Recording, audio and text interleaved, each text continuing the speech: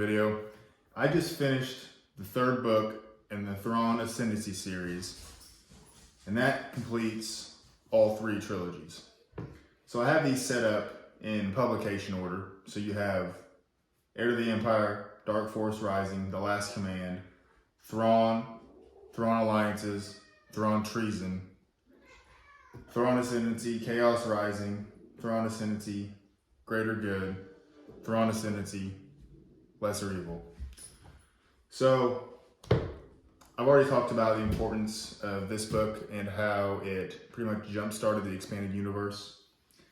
Now these three books, starting with Heir to the Empire, are considered legends or expanded universe. So they don't really pertain to the overall larger canon, but I don't care about that. I mean, they're good in their own right. I'm not going to get in like in-depth detail about the plot and everything because this is 9 books. This is like 3,000 pages of, story. But I will talk about the time in which the books take place, the overall plot, but I'm not going to go into a deep breakdown. So starting off with these 3 books, Heir to the Empire, Dark Force Rising, The Last Command.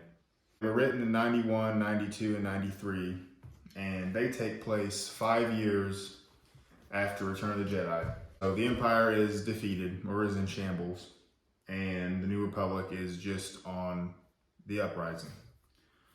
So obviously it takes place with our heroes, Luke, Han, Leia, and it's the first introduction of Mara Jade. And if you don't know, Mara Jade ends up playing a big role in the expanded universe after.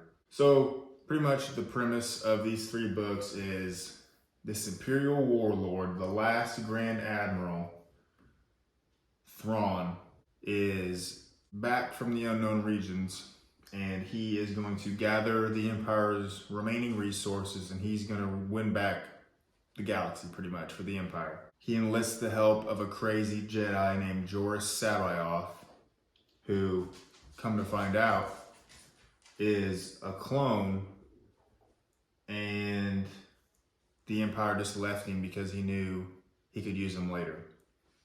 So a lot of things happen, as I said, this is 3 books, a lot of things happen from start to finish. But overall, we see the strategic and tactical genius of Thrawn from the get-go. And he's 2 steps ahead of our heroes the entire time. It's not until a fatal mistake that everything comes to a close. Overall, it's a really good book.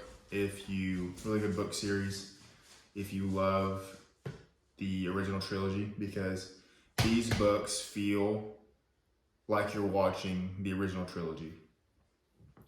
These could have been made into films, and if these hadn't been written, a decade after Return of the Jedi ended, they could have used the same actors. These 3 books flow like one solid, cohesive book. It feels like part 1, part 2, part 3. They're crazy page turners. There's never a dull moment. And I've yet to go back and read these for a second time, but I eventually will, because they're that great. There's a reason that Timothy Zahn has such a name for himself, and it's because of these books. But I would highly recommend these if you love the original trilogy and want that OT feel that it's hard to come by with other Star Wars media. Going into the second trilogy he wrote these in 2017, and I guess shortly after. I didn't look at the date on the other 2. These are the first canon books that take place in the overall Disney era of Thrawn. The first one is, I would say, it's my favorite because it takes place over multiple timelines. So I love books that start here and end here and tell a story, and you see the character progress and things happen. The first one is very different from the other 2. The third one ties everything in, but the second one stands out most of this trilogy because it's a story, but you have another story being told at the same time. So 2 different timelines pertaining to the same characters. I don't want to ruin it, but let's take a look at the cover. Thrawn alliances. Pretty much get the idea of what it's about. The only issue I have with this middle trilogy, is what I refer to it as, this is the middle trilogy, this is the latest, is he has been set in time constraints. So this one, as I said, the first book, it's just labeled Thrawn, is good because we start with Thrawn's introduction to the Empire and we see him go through the ranks. So there's really no end point in this book. The second book is good because it's pretty much Thrawn and Vader's book, which, you know, two of my favorite characters of all time in one book. It's really good. And the third book takes place right before Thrawn goes to Lothal and Rebels. So, as I said, this is the last time we see Thrawn in the canon before he goes to Lothal and disappears with the Purrgil. And now we're going to see him again in Ahsoka. So, you know, it could be important. And then we finish with the Ascendancy books. Now, these books are very different in their own way because they are Thrawn in his home world, I guess you could say. See, the Chiss come from a different part of the galaxy, which they call the Chaos. And these books pretty much delve into the political structure, the social structure of their culture. And we see Thrawn, you know, express his tactical genius and face several threats throughout, you know, takes place over, I guess, a year or so. And these three books all flow pretty well like one book. You know, you've got Chaos Rising, Greater Good, Lesser Evil. And they all pretty much, you know, 1, 2, 3 flow into each other. Unlike the middle trilogy, Thrawn Alliances, and Thrawn Treason, where the first and third book are kind of similar, as in they continue the same story, but the middle one is the oddball. These books take place around the time period of Attack of the Clones, but there's really no involvement with any of our known characters. If you have to have a book and it has to be very Star Warsy for you to enjoy it, I don't think you'll enjoy these because they are Star Warsy, obviously, but they're not like the Star Wars in which we're used to with the films and the Clone Wars and the other media, because it's just the Chiss, you know, Thrawn's race and his people and the challenges they face and all that. But it's very impressive that Timothy Zahn was able to make these books as good as they were and still build so much lore and, you know, make it feel like a sci-fi book, but it's also Star Wars. As I said, I can't go into much detail on all these books because it would be a super long video. And I'm not really here to spoil anything, I'm just here to give you my opinion of these books and how I feel they rank based on my enjoyment of them. So unlike a good friend of mine who is also a book nerd, I read these books in publication order. And he read them in chronological order. So by that, he read the Ascendancy books, then he read the middle trilogy, Thrawn Alliances, and Thrawn Treason. Then he read Heir to the Empire, Dark Force Rising, The Last Command. As I said, these aren't canon, so these things kind of contradict each other, which is fine. You know, overall, you pick what you like and you believe what you want based on the overall story. Not that there's a right or wrong way to read it, but I read these in publication order. So I read Heir to the Empire and so on, Thrawn, and those two books, and then the Ascendancy books, as I just finished up the third book a couple days ago. My overall opinion on these books is Heir to the Empire. That trilogy is my favorite, hands down. Only because the vibe it gives you. You know, as I said before, it gives you a very true and rich original trilogy vibe. You know, Timothy Zahn captures every character we love and cherish perfectly. You know, it feels like you're reading a Star Wars movie. That's how good they are. Then my second favorite of this trilogy would be probably the middle trilogy, just because it takes place during the reign of the Galactic Empire. Thrawn is an Imperial admiral at that point.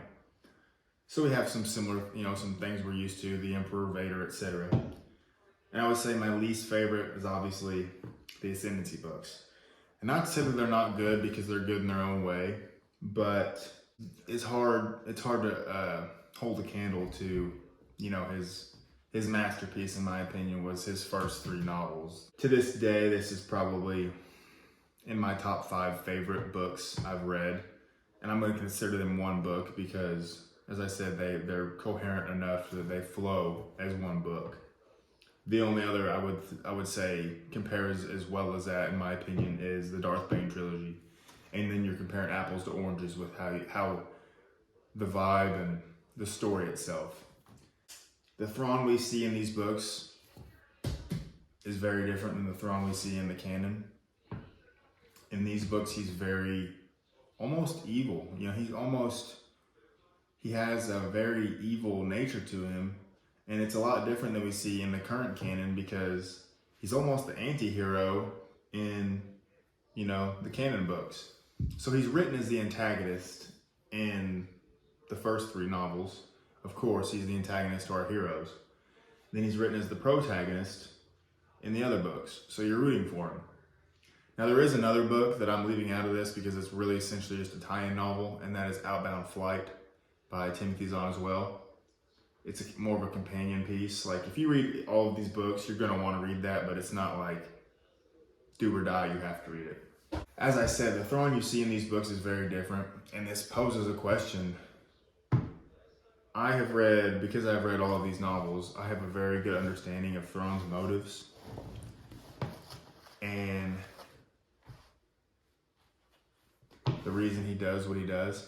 And the reason he does what he does, point blank, is for his people. You know, everything he did that we see is for the greater good of the Ascendancy, and it's just people. So when we see Thrawn and Ahsoka, his motives have to be driven off of that, you know, idea. So I'm curious to see if they'll honor that, if they'll try to change it. You know, the Thrawn we saw in Rebels is different than the Thrawn you see in these novels, in my opinion. You know, Rebels is kind of dumbed down a lot. It's kind of TVY7, so I understand that. And I'm glad that people that haven't read these novels still enjoyed Thrawn from what they saw in Rebels, because he is a big deal. I mean, he's been a big deal for over 30 years now. Not to go into a super long tangent, like I said, this video is going to be long enough.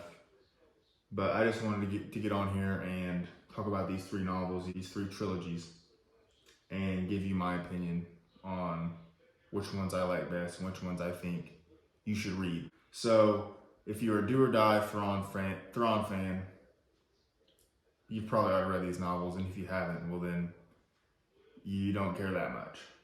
But if you're new to reading and you just want to get into the expanded universe, or like I said, I'm not picky choosy. Expanded universe canon, I don't care. I like what I like. I'm partial to the expanded universe because it's just better that way. But the canon novels are still good. If you're new to reading and want to delve into the expanded universe or just Star Wars books in general, hands down, 10 out of 10, you have to read these books. I mean, they are essential to Star Wars books. You'll love them. As I said, I've done another video on them before, and even though they're 30 years old, they hold up today like they were written. There are very little continuity issues. You know, before George Lucas made the prequels, we didn't know anything about the Clone Wars. So he kind of forbade everyone that wrote books before he made the prequels to talk about the Clone Wars.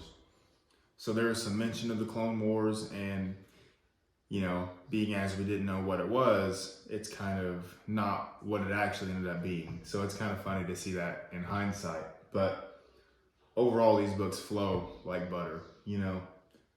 I definitely recommend these. And if you like these and you really like Thrawn and want to know more about him, obviously he's got 9 books and a couple more that pertain to him. My personal opinion, Thrawn should be kind of used like Vader and the Emperor.